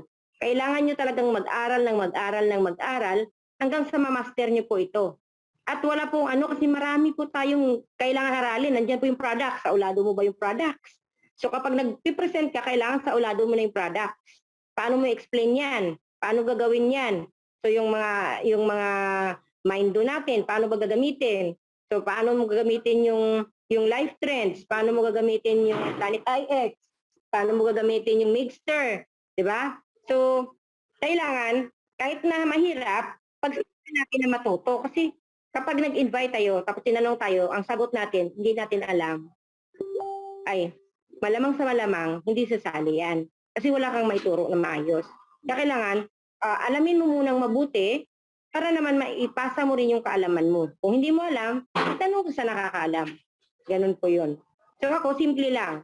Magtulungan tayo, gawin mo yung strategy ng tinatawag ni Sir Ronnie na Power of 4. So Power of 4 is yung invite, kailangan within 40 days, 14 days natin, kailangan talaga makapag-invite din sila ng 4. Kapag nakapag-invite ka kasi ng 4, bawi na yung iyong nilapag tao. So hindi ka niya sisisihin na in-scam mo siya, na hindi nakabalik yung kapital niya. Yung gagawin niya na lang dun sa kasunod, kasi nabawi niya na yung kapital, yung gain niya na, yung income niya na. So yung 4 naman na kaya nga lagi ko tinuturo, kapag ikaw yung personal invite niyan, obligasyon mo sila. Para kasing dinala mo sila doon sa loob sa dagat or sa swimming pool, di sila marunong lumangoy, tapos tinulak-tulak mo, tapos ngayon pinabayaan mo malunod kasi wala silang kaalaman. So kaya dito, i-guide nyo muna, ikakadi nyo muna sila. O sino ba yung mga kaibigan mo? Sige, samahan kita doon. Ako muna mag-explain. Ganun ako. So, siyempre, nagkakaroon sila ng lakas ng loob kasi nakakapit sila doon sa pangako mo, natutulungan mo muna sila dahil hindi pa sila marunong. Pero hindi sa lahat ng oras tutulungan mo sila na lagi mo na lang silang kasama. Kumbaga, 10 yan sila, araw-araw lalakad ka. 10 silang kasama. So ano mangyayari sa'yo? Ang mahal ng pamasahe. Di ba? So ngayon, ang gagawin mo, halimbawa, mayroon kang 4 na tao. So ngayon, Lunes, ikaw muna yung sasamahan ko. So, saan tayo pupunta? Mag-isip ka na. Kasi itong araw na to para sa'yo. Sasamahan kita, papunta tayo doon sa ganito-ganito. So ngayong araw, kasama mo siya. Sunod na araw naman, yung isa na naman, sasamahan mo. Sunod na araw na naman. So may scheduling ka dapat sa pagsama mo sa mga tao. Kung sino yung mga tao na gusto mong tulungan. Ganun siya. Yung mga strategy na ginagawa ko dati. So pwede nyo rin gawin sa inyo kung mag-work siya. Sa akin kasi nag-work siya. Ganun. Thank you po. Ma'am, I hope you don't mind me asking. Can I ask for your educational background just to inspire a lot of the people here? Undergrad ako ng management din talaga. Kasi nga due to, kami kasi sa Madrid ako nagtapos ng high school, tapos sa college kasi technical din ako doon sa amin sa Roa City. Tapos dito na ako nagtuloy ng ano sa insurance yung nagparal sa akin. Pero dahil ako may anak na at may asawa nung time na yon, hindi ko na natapos yon. Pero ako yung naging area manager ng College Assurance Plan. Sad to say, di ba, nag-lockdown yung mga insurances. So, wala na akong, ano tawag doon, hindi na ako nagtuloy kasi tuloy-tuloy na akong naging full-fledged mom na rin ako. Pero pagdating sa business, talagang ako'y, masasabi mo na, gustong-gusto ko talagang magnegosyo. Kasi yun ang ano ko eh. Gusto kong magnegosyo, gusto kong mayroon akong mga tao na natutulungan. So, yun yung aking pangarap talaga sa buhay. At saka gusto ko kasing mabigyan talaga ng maayos na buhay yung aking magulang na nagsikap na kami ay mapalaki ng maayos kahit siya po ay nag-iisa kasi kami ay broken family. Baby pa lang yung aming bunso ay walis na yung aming papa, nangapit bahay na. So, kami ay naiwan magkakapatid na 3. So, kami lang po ay palaki ng mama. So, tumatak sa isip ko na kailangan nakagawa ko ng paraan na mabago ko yung buhay namin ng aking ng aking magulang na mabigyan ko siya ng magandang buhay bago man lang magpantay yung kanyang mga paa ay maranasan niya rin yung buhay na maayos, 'di ba? So sa awa ng Panginoon at sa tulong ni Crowd One, natupad yung aking pangarap na noon ay hanggang pangarap na lang na mabibigyan ko ng maayos na buhay ang aking magulang at natulungan ko yung aking kapatid na babae na napauwi ko at yung isa ko pang kapatid dito kasi 3 lang naman kaming magkakapatid. Ganun. So ganun po ako mag-isip. Kaya yung family ko, kung mapapansin nyo kanina sa story ko, kahit na ganun kagulo yung family ko, inilalaban ko na maging buo kami hanggang sa huli. Kasi ayaw kong maging broken family din yung kalakihan ng aking mga anak. Kaya kahit na daming ups and downs sa aming mag-asawa, nagtataka yung mga anak ko, Mama, ba't hindi mo pahiwalayan si Papa? Mga ganun-ganun. But sabi ko, hindi pwede anak. Kasi siyempre, iba pa rin yung buo yung pamilya. 'Di ba? Iba pa rin yung buo tayo, may magulang kayo, nandiyan yung papa nyo, ganyan-ganyan. So, ngayon okay na yung family namin kasi stable na rin naman yung financial freedom na kami. So, hindi naman na kami nag-aaway mag-asawa. Ganun. So maraming nabago si Crowd One sa amin. Inayos niya yung buhay namin. Diba? Inayos niya yung relationship naming mag-asawa. At the same time, yung mga anak ko na nabibigay ko na yung mga gusto nila. Hindi na ako naiiyak na kapag humiling. Wala. O puro wala. Diba? So yan po yung nangyari sa akin kay Crowd One. So matuto lang din po tayo na gamitin sa tama yung ating pera. Nandun na tayo na nagbibigay din tayo ng tulong sa iba.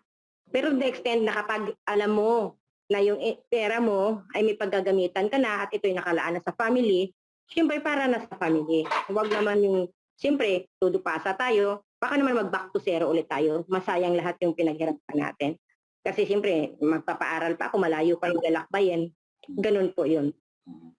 Thank you po. Meron pa po bang gusto magtanong? Si Miss Linda Santos yata nagtataas ng kamay kanina. Wala na siya dito. Nandito pa siya.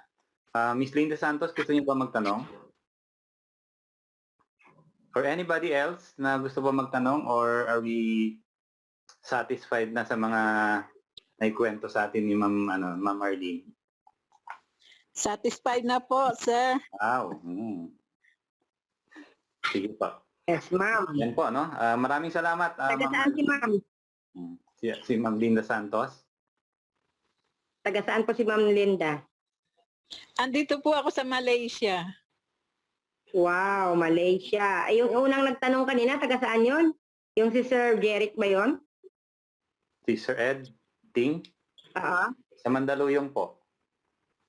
So dito sa Pilipinas. Okay. Po siya. Director Two Stars po. Director 2 stars si Sir Derek? Si Mr. Ting. Mr. Ed Ting. Si Mr. Ding. Siya po Okay. yung aking direct upline. Okay. Siguro some other time pag walang mag-meet kami ng personal dito.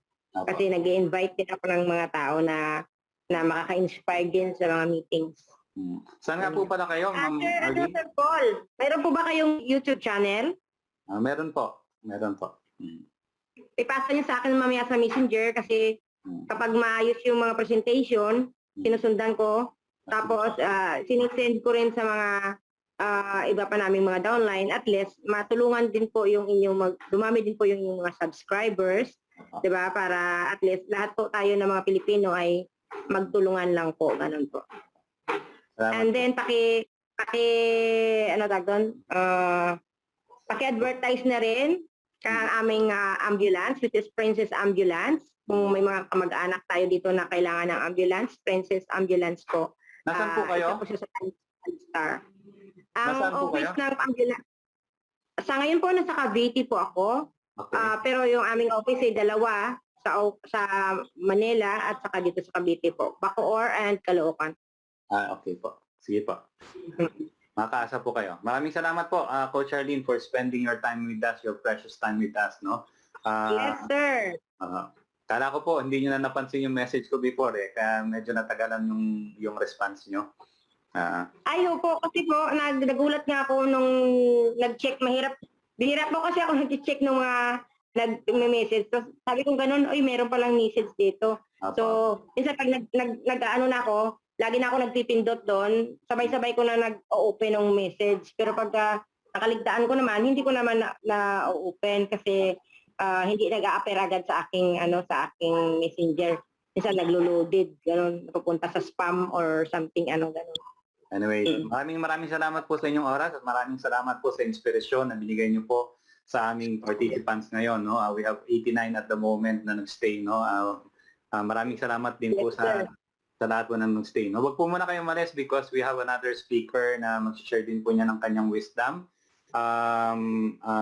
Briefly po, no? Alam ko kung medyo mahaba na tayo pero I'm sure lahat po ng narinig natin dito sa webinar natin is all worth it at alam ko kung makakatulong po sa atin in our Proud One journey po. No? So, without further ado, I'd like to introduce my upline, my mentor, and my second father, of course, have been under the mentorship of this guy for so many years na. No? So, pakinggan po muna natin, na-miss po natin siya, no? Medyo 2 linggo po yata natin siyang hindi narinig. So let's welcome back Mr. Edgardo Ting. Hello, Mr. Ting. Mr. Ting? Nawala na siya. Mr. Ting? Hindi mo ako na-unmute, ikaw talaga. Ako ka ng tawag tapos hindi mo naman ako na-unmute. Ayun po. Thank you very much sa ating guest, no? Miss Arlene, grabe. Talagang very empowering tsaka very inspiring, no? Gusto ko lang tanungin po yung mga nakikinig dito, no? Kasi sa akin, very obvious yung reason kung bakit naging very successful si Miss Arlene, no? And also yung iba pang mga guests na narinig natin. Okay? Ang tanong ko lang doon sa nakikinig ngayon, nandito sa webinar, kayo po ba ay nagre-reflect? Natatanong ba ninyo na bakit kaya sila successful? At natatanong nyo ba sa sarili nyo, paano kayo magiging successful? Okay? Kasi iba po yung taong nagsasaliksik sa taong naghihintay lang ng kung ano marinig. Okay? Now, the reason why I asked Miss Arlene yung question na yon is, at usually ganong klaseng tanong ko kasi kung magre-reflect po kayo at magiging honest lang tayo sa sarili natin, malalaman natin ang dahilan kung bakit tayo po nagkakaroon ng challenge, umunlad, umasenso, o ba't nagkakaroon tayo ng difficulty sa pag-invite. Okay? Now, sobrang linaw si Miss Arlene, yung ating guest, meron talagang goal. Okay? Ang tanong, kayo po ba nakikinig, meron bang goal? Kasi kung wala kayong goal, kasi medyo malaking question mark yon. Okay? Ano ang goal natin? Kailangan po ang goal natin malaki talaga. Diba? Yung talagang big para at least talagang, magising yung ating brain cells. Now, very obvious, nasa kanya yung burning desire, no? Nasa kanya yung burning desire, nasa kanya yung belief, naniniwala siya na pwedeng mangyari, okay? Nandun yung sense of urgency, di ba? Tsaka talagang makikita niyo yung commitment ng mga successful, yung tipong whatever it takes. Correct? Wala naman siya, kahit na medyo nagkakaroon sila ng differences, wala naman siya ginagawang, masama. Meron lang siya pinaglalaban lang niya na maging successful sa business, okay? Nakita niyo yung attitude niya, nakita niyo yung massive action niya, correct? Ngayon, ang suggestion ko po, magsalamin kayo, mag-reflect kayo, yung mga nakikinig. Kayo ba meron din nun? Nakita niyo ba yung attitude niya? Di ba? Ibang klase, very proactive. Okay? Tapos yung desire niya talagang iba, at saka sense of urgency. Yun po ang sinasabi. Kaya yung tinatawag po, bakit po nasa kamay ng 1 to 2% lang ng population sa mundo ang mga kayamanan ng wealth? Nasa kamay lang po ng 1 to 2% yung wealth ng buong mundo. Bakit po? Kasi yung anong quality nila, anong katangian nila na hindi nakikita sa rest of the world. Sila mayroong sense of urgency. Okay? Wala pong kinalaman dito yung kanilang background, no? Religious background, wala po. Kasi pag-aralan nyo, sila yung kumokontrol ng wealth. Bakit may sense of urgency? Walang sinasayang na oras. Walang sinasayang na talagang nag-iisip. And talagang walang luxury para sa pag-postpone, yung pa-dili-dali, wala eh. Talagang mararamdaman nyo, di ba? Kaya may kasabihan po tayo na if you want something done, ibigay mo sa taong busy. Okay? Ako po ginagawa ko yan. Kahit nung araw, kahit nung nagtatrabaho pa ako sa kumpanya, kahit nung kung sino yung busy, doon ko binibigay. Bakit? Yung iba talagang medyo parang tamad, di ba? Tanungin nyo sarili nyo ngayon. Baka ganun tayo. Tapos, ang masakit pa nito, we take things literally. In fact, nagiging blasphemous po yung iba. Ano yung isang blasphemous? Pag meron kayong ginawa, kulang sa pamamaraan, kulang sa desire, kulang sa action. Tapos pag hindi nangyari, ano sabihin? In God's time. Hindi pa binibigay ni Lord. Alam nyo, ang daming tao, blasphemous. Ang tawag ng blasphemy. Okay? Pukit hindi lang sumasagot si Lord. Palaging ginagamit siya. So ang dalagang dahilan, nangibabaw yung katamaran, nangibabaw yung excuses. Correct? Kaya sabi nga po ng iba, kung ang importante po, kung walang emergency sa buhay nyo, huwag nyo nang hintayin. Mag-create na kayo ng imaginary emergency. Katulad kahapon, meron ako napakinggan na testimony ng isang very powerful networker. Sabi niya, dumating sa buhay niya, yung point na yung kanyang asawa, okay, talagang kahit anong gawing gamot, ayaw gumaling, ayaw makarecover, okay? Sabi ng doktor, kinag-usap siya ng doktor, nasa kamay mo na ngayon ang buhay ng asawa mo. So ang tanong sa kanya, huhugutin na ba natin yung plug? Okay? Eh iniisip niya, paano? Sabi ng doktor, kahit gumastos pang malaki, medyo challenging na mabuhay, na talagang makarecover ng gusto yan. Kayo po, kung gano'n ang situation natin, hintayin niyo po ba yung gano'n? Correct? So, may mga situations tayo na hinihintay natin, maganda magkaroon tayo ng, tinatawag na surplus o reserba. Di ba? Para kung may mga situation, hindi tayo natataranta. Hindi tayo, so, let's do this with sense of urgency, with yung burning desire, di ba? Yung commitment, whatever takes, yung attitude. Kasi katulad yan, may mga changes sa company, which is actually, ganun po talaga ang ng mundo. Pero nakikita ko dito ngayon, kung sino po yung talagang seryoso, committed, yun po ang yayaman ng gusto in the next months or year. Mamomonitor niya kung sino yung talagang committed, yung aware, yung talagang masipag, yung kikilos, gagawa ng paraan, yun po ang puputok in the next few months and years. Bakit?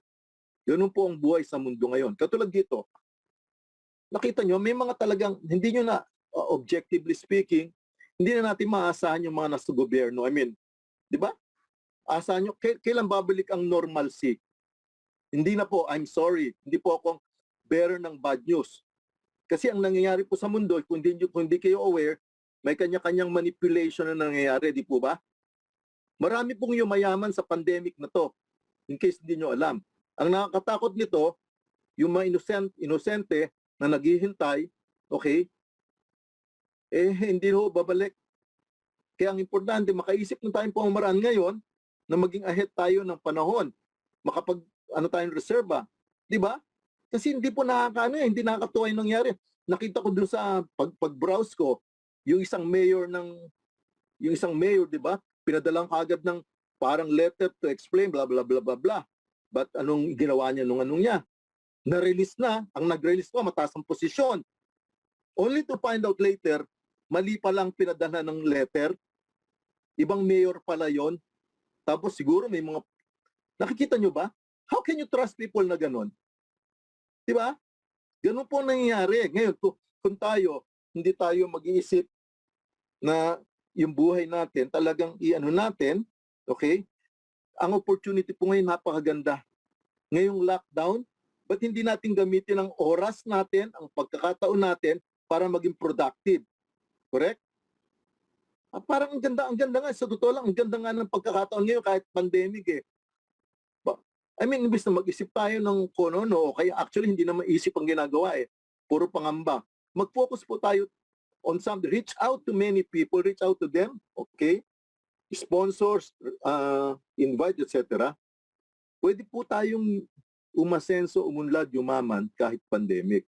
Kung ang mind natin is productive. Mag-isip po tayo ng income producing activity. Income, yun po ang challenge ko sa nakikinig. Hindi ko man nakita kung sino-sino na andito. Kayo po ang nakakaalam ng buhay nyo. Kayo nakakaalam. Ngayon, kung ganyan kayo, naghahanap kayo ng way na hindi nyo nade-deliver, yung dapat nyo ma-deliver for your family and for yourself, medyo mag-reflect tayo ulit. Maraming po salamat and God bless. Maraming salamat, no?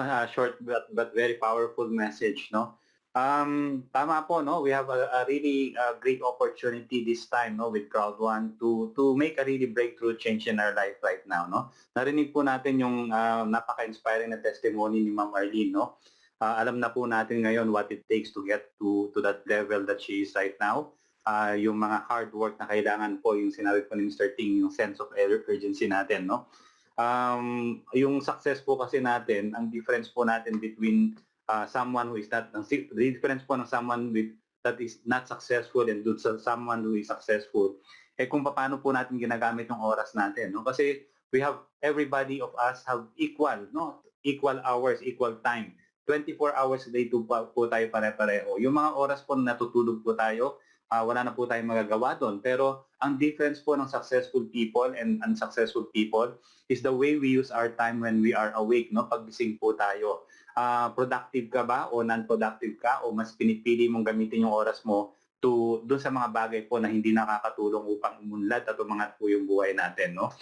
We need to have that sense of urgency kung gusto po natin talagang umangat yung buhay natin, no? Gamitin po natin yung mga potential na binigay sa atin. Alam niyo po, we were given equal opportunity, no? Bigyan ko po ng example, no? Doon po sa mga high school nyo o college nyo, no? Di ba kayo po magkaklase, pare-pareho lang po tayo ng mga pinag-aralan, pare-pareho lang po tayo ng pinagdaanan, no? Pero bakit po after graduation, no? Nagkakaiba-iba po tayo ng tinatahak, nagkakaiba-iba po tayo ng kalagayan sa buhay. Meron nagiging successful, merong mga hindi nagiging successful. Bakit po kaya, no? Is it luck?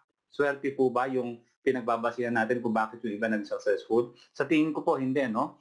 It's your belief, no? Yung belief system nyo po, yung belief nyo sa sarili nyo, at yung belief po na nakalagay po sa utak natin. Yung iba po have chosen to retain the belief system na nilagay na po sa isipan natin, yung conditioning and programming. Pero yung iba po na kaklase natin have chosen to take another path, no? Binura po nila yung belief system na sinabi sa kanila ng kanilang mga magulang o ng mga nagpalaki sa kanila, and they decided to believe in themselves, to believe na there are other opportunities na pwede nilang gawin outside the belief system na nilagay po sa isipan nila, no? They understood the conditioning, they understood the programming, and they believe na they can create a different result than what the others are getting by simply changing the conditioning and the programming, no? Pinalitan po nila yung kanilang mindset. And that's what we need to do right now, no? Para ma-achieve po natin yung mga pangarap po natin sa buhay, para hindi na lang po ito tuluyang mabaon sa limot.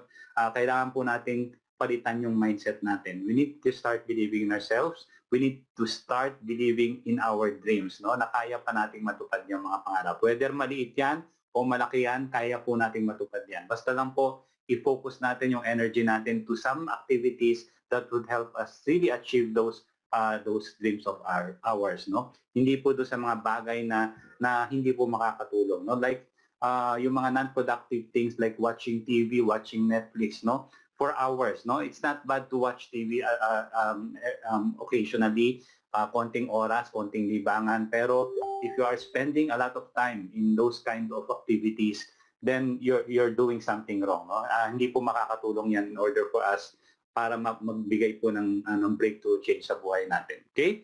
So you have a great opportunity in front of you now, no? There's Crowd 1 na proven na po na binago po ang buhay ng napakaraming ordinaryong Pilipino po. Especially that it happened during the pandemic crisis. That only means that this opportunity is also extraordinary, no? Kasi ang dami namang opportunity dyan na similar concept, no? Pero bakit nag-struggle sila during the pandemic? Bakit ang Crowd 1 na mayagpag during the pandemic, no? From 1 million members, umabot po ng more than 33 million members during the pandemic crisis. Doon the company must be doing something right, no?